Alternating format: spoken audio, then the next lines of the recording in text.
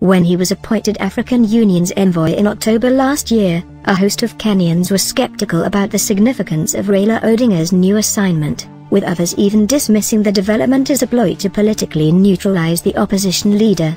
But the recently concluded 32nd Ordinary Session of the Assembly of African Union Heads of State and Government in Addis Ababa may well have changed this perception. During the two-day event, Mr. Odinga joined African leaders in deliberations in the Ethiopian capital. Complete with a golden circular badge on his coat lapel, reserved only for participating heads of state and high-profile guests including United Nations Secretary-General Antonio Guterres, the Orange Democratic Movement ODM leader savored his moment as VIP at the Addis Ababa event.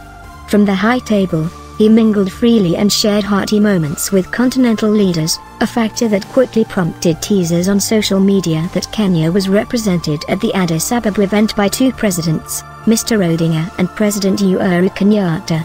The apparent VIP treatment of Mr. Odinga, almost to the level of a head of state, reflects his status as a Pan-Africanist.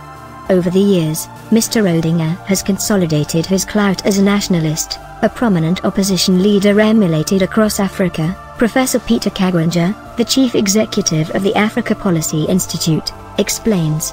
Professor Kagwanja further observes that Mr. Odinga's continental duty as a mediator in several feuding nations has earned the seasoned politician respect across Africa.